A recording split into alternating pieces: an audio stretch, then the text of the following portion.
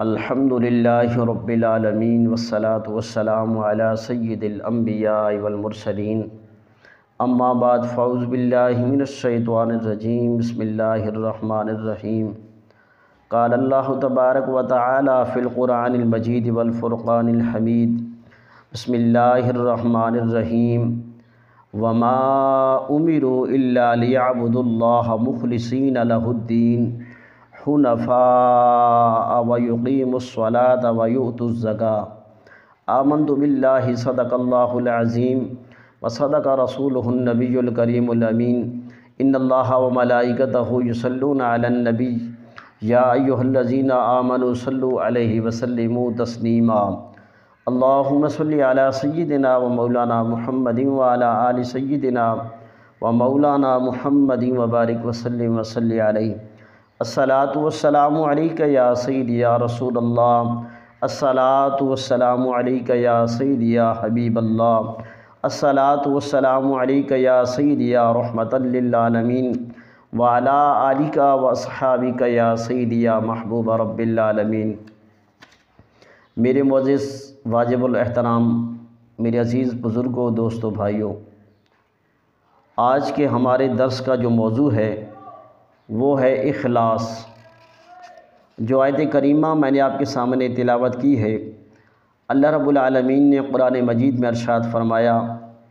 وما امروا الا لیعبدوا اللہ مخلصین لہ الدین حنفاء ویقیموا الصلاة ویؤتوا الزکاة۔ ترجمہ کنز الایمان کہ اور ان لوگوں کو تو یہی حکم ہوا ہے کہ اللہ کی بندگی کریں، نرے اسی پر عقیدہ لاتے ایک طرف ہو کے، اور نماز قائم کریں اور زکوٰۃ ادا کریں۔ عزیزان محترم، اس آیت مبارکہ میں اخلاص کے ساتھ شرک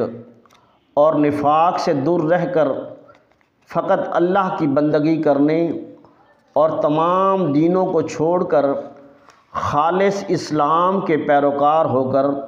نماز قائم کرنے اور زکوٰۃ دینے کا حکم دیا گیا ہے۔ اور اسی طرح اخلاص کی جو تعریف ہے وہ بھی یہی ہے کہ کسی بھی نیک عمل میں محض رضائے الہی حاصل کرنے کا ارادہ کرنا، یہ اخلاص کہلاتا ہے۔ حضور نبی کریم علیہ الصلاۃ والسلام نے حضرت معاذ بن حبل رضی اللہ تعالی عنہ سے فرمایا کہ اخلاص کے ساتھ عمل کرو، کہ اخلاص کے ساتھ تھوڑا عمل بھی تمہیں کافی ہے۔ کسی عمل میں فقط اخلاص ہونے یا اس کے ساتھ اور غرض کی آمیزش ہونے کے اعتبار سے اعمال کی تین صورتیں ہیں۔ نمبر ایک کہ جس عمل سے مقصود صرف ریاکاری ہو اور اس کا قطعی طور پر گناہ ہوگا اور وہ اللہ تعالیٰ کی ناراضی اور عذاب کا سبب ہے، اور دوسرا جو عمل خالصتاً اللہ تعالیٰ کے لیے ہوگا تو وہ رضائے الہی اور اجر و ثواب کا سبب ہے، اور تیسرا جو عمل خالصتاً اللہ تعالیٰ کے لیے نہ ہو بلکہ اس میں ریاکاری اور نفسانی اغراض کی آمیزش ہو تو قوت کے اعتبار سے اس کی تین قسمیں ہیں۔ اگر رضائے الہی اور دوسری غرض دونوں قوت میں برابر ہوں تو دونوں ایک دوسرے کے مقابل ہو کر ساقط ہو جائیں گی،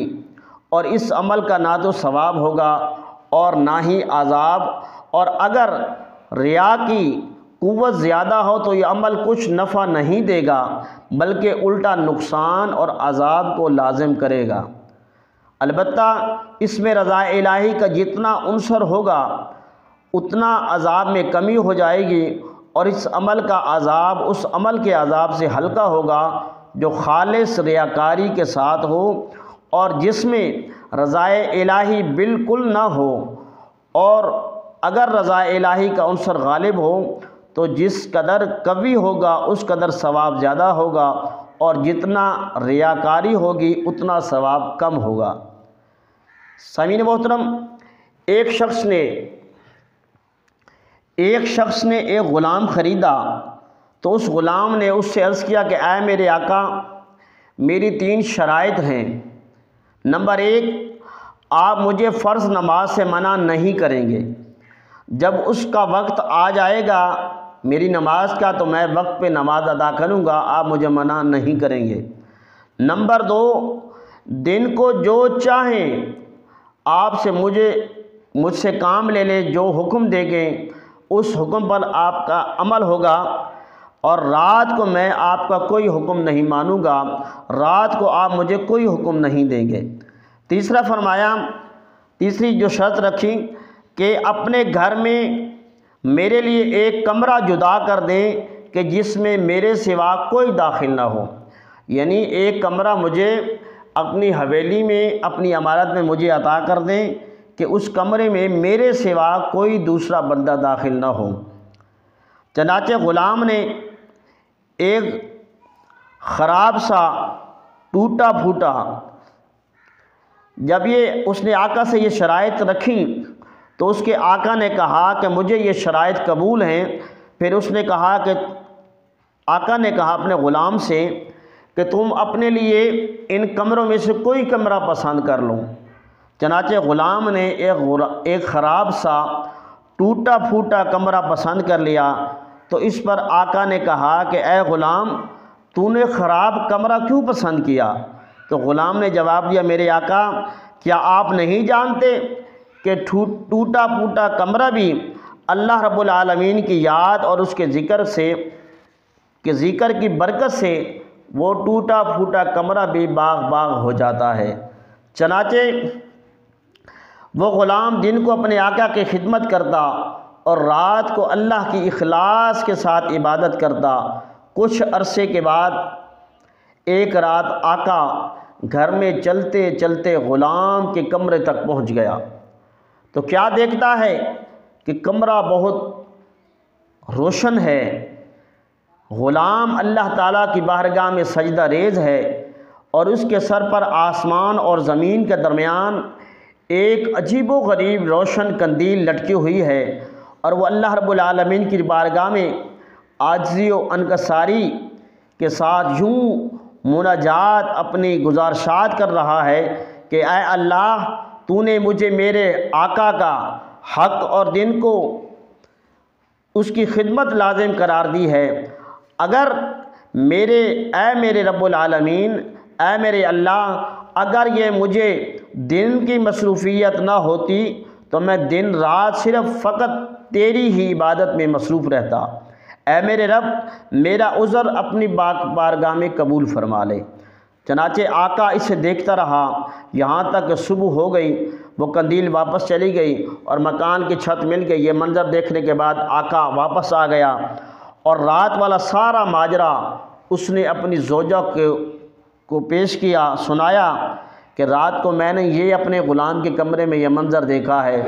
تو دوسری رات وہ اپنی زوجہ کو بھی ساتھ لے کر غلام کے دروازے پر آیا تو دیکھا کہ غلام سجدے میں پڑا ہے، اور ویسے ہی جو پہلی رات وہ نورانی قندیل دیکھی تھی وہی نورانی قندیل اس کے سر پر ہے، اور دونوں میاں بیوی، اس کا جو آقا ہے اور اس کی آقا کی جو بیوی ہے، وہ دونوں میاں بیوی یہ منظر دیکھتے رہے اور رات بھر روتے رہے، حتیٰ کہ صبح ہوئی تو انہوں نے غلام کو بلا کر کہا کہ تم اللہ تعالیٰ کی خاطر آزاد ہو تاکہ تم جو عذر پیش کر رہے تھے وہ دور ہو جائے اور یکسوئی کے ساتھ اللہ تعالیٰ کی عبادت کر سکو۔ غلام نے جب یہ سنا تو اپنا سر آسمان کی طرف اٹھایا اور عرض کرنے لگا کہ اے صاحب راز جو کھل گیا، اب راز کھلنے کے بعد میں زندہ نہیں رہنا چاہتا۔ پس اسی وقت وہ مخلص اور عبادت گزار غلام گرا اور اس کی روح پرواز کر گئی۔ اور شاعر نے کیا خوب یہ شاعر لکھا کہ میرا ہر عمل بس تیرے واسطے ہو، میرا ہر عمل بس تیرے واسطے ہو، کر اخلاص ایسا عطا اے میرے یا الہی۔